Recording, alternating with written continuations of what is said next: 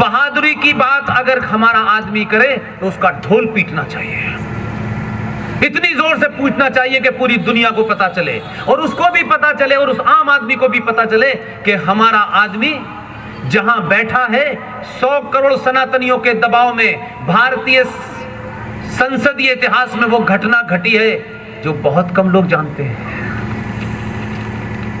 370 हटाने की जिनको जल्दी थी, जिस राज्य में वो लागू थी, पहले उस महबूबा से इश्क किया, फिर 6 महीने का निकाह किया और फिर जब महबूबा ने कहा कि हम 370 हटाई तो हम भारत को 1947 का हाल कर देंगे। दोनों में कॉन्ट्रैक्ट टूटा, निकाह तलाक में बदल गया। महबूबा को कश्मीर में छोड़ करके दूल्हा दिल्ली वापस आ गया। फिर क्या हुआ? फिर बताऊं आपको क्या हुआ? फिर ये हुआ कि महबूबा ने जब ये कहा कि हम भारत को 1947 बना देंगे, आपके आदमी ने कहा कि जो भी कुछ हो 6 महीने का शादी तो रही है, तुम्हारी बात को हम यहीं से शुरू करते हैं। 1947 से हिसाब लेना शुरू किया उसने। भारत के संसदीय इतिहास में जिस सरकार का केंद्र में जो सरकार थी उसका राज्यसभा में बहुमत नहीं था और 370 दोनों सदनों में बहुमत होने के बाद ही पास होता। तो जिसको 2014 में भेजा था, जिस शरीफ आदमी ने जाके वहां कश्मीर में निकाह किया, उसको उसने अकेला समझ लिया। उसने कहा ये अकेला है, इसको घेर लेंगे। आपने कहा हमारा आदमी कमजोर ना पड़े, आपने 2019 में एक और भेजा। तो ये कुछ बेचारा थोड़ा लिहाज कर रहा है। दूसरा भेजा, वो तो आस्तीन चढ़ा के पार्लियामेंट में मारने के लिए तैयार है। इसे कहते हैं 100 करोड़ सनातनियों की ताकत। राज्यसभा में भारतीय जनता पार्टी का बहुमत नहीं था, आपके दबाव ने वो करिश्मा किया। कहते हैं कि आदमी जब क्राइसिस में होता है तो दिमाग ज्यादा चलाता है, जब आराम तलबी में होता है तो उसको लगता है क्या करना, देखेंगे। हर छोटी छोटी चीज का हल उसे नहीं मिलता है, क्योंकि आपका दबाव था। इसलिए कमाल का एक काम किया। भारतीय परंपरा में, संसदीय परंपरा में हमारे यहां बहुत सारे काम होते हैं। एक पर्टिकुलर दिन चुना, और ये बात उस वक्त देश के 3 ही लोगों को पता थी, जो बाकी फौज है ना कैबिनेट की,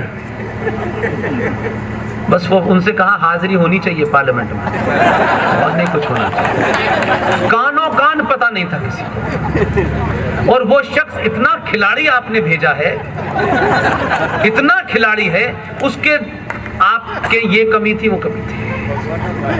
जिसने मैच जिता दिया वो चाहे 11वें नंबर का हो, मेरे लिए तेंदुलकर से बड़ा है वो, इसलिए मुझे कोई फर्क नहीं पड़ता।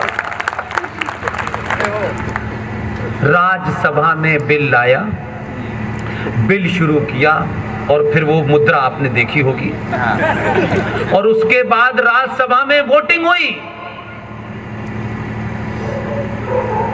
आपको ताज्जुब लगेगा, जिस सदन में उनका बहुमत नहीं था उसी सदन में बहुमत से पास हो गया।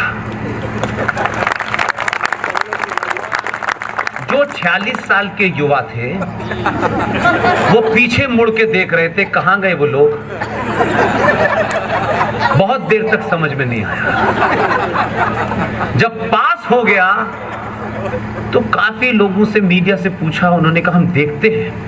उनका आप क्या देखते हो, तो हो गया खेल।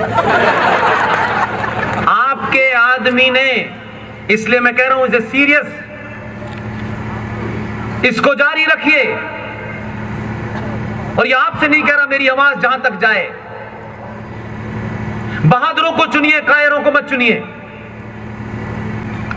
92-91 में देश में एक प्रधानमंत्री थे, मैं उनको आधुनिक भारत का चाणक्य मानता हूं। उनको नजदीक से देखा है मैंने। पुर्तगाल की यात्रा पे गए थे। पुर्तगाल में एक छोटा सा मंदिर बना। वहां के राष्ट्रपति ने हमारे प्रधानमंत्री से कहा कि इसका इनॉग्रेशन आप करिए। उन्होंने कहा, no, I am prime minister of a country which is called secular, I can't do this. ये 1991-92 की घटना है। इस घटना को रेफरेंस के लिए सुना रहा हूं मैं। इसलिए इस देश में सेकुलरिज्म की परिभाषा यह थी कि राष्ट्रपति भवन के अंदर जब तक रोजा इफ्तार ना हो, सेकुलरिज्म जिंदा ही नहीं रहता। आपने जिसे भेजा उसने अपने होने पे कभी शर्म नहीं की। उसने कभी नहीं सोचा कि लोग पूरी आस्तीन का पहनते, मैं आधी आस्तीन का पहनूंगा। उसने कभी नहीं सोचा। लोग मेरे बारे में कहते हैं मैं अंग्रेजी नहीं जानता, मैं रात के डिनर में पार्टियों में नहीं जाता, मैं दिल्ली की जो लुटियन मीडिया है उनके बीच में ब्रीफिंग नहीं करता, मेरी साठ गांठ नहीं होती, मैं अंग्रेजी में भाषण। उसको किसी बात का कॉम्प्लेक्स नहीं था। उसने कहा, जो भाषा मैं जानता हूं मैं उसी में बोलूंगा, तुम्हें समझना है तो मेरी भाषा सीखो, मैं तुम्हारी भाषा नहीं सीखूंगा। और जब इस मनोदशा से सत्ता के ऊपर आप लोग भेजते हैं तो आप सबने देखा, हमारे यहां तो आम जीवन में आम आदमी जिनकी हमारी कोई हैसियत नहीं है, हम ये सोचने लगते हैं हमारे बारे में कोई राय ऐसी न बना ले, हमें कोई ऐसा ना कह दे। आधुनिक भारत में एक प्रधानमंत्री चुनाव जीतता है पहली बार भारत में,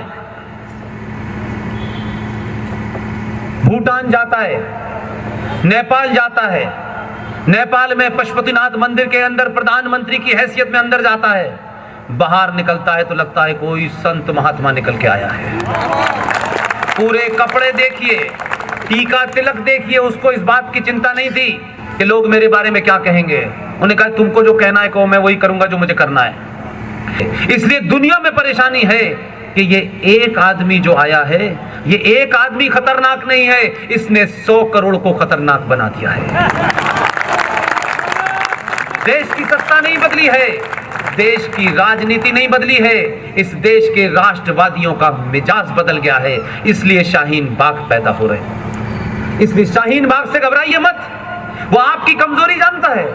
लोग ये पूछते हैं शाहीन बाग को खत्म करना चाहिए था। मैंने कहा, बेवकूफ लोगों, हिंदुओं को जगाने के लिए अभी कई और शाहीन बाग होने चाहिए। हिंदू जगता नहीं है आसानी से, कई हजार साल से सो रहा है, थोड़ा सा जगह है। ये शाहीन बाग वाले आपको पूरा जगा के मानेंगे। इसलिए इन्हें जो करना है करने दीजिए। आपकी जो जिम्मेदारी है आप करिए।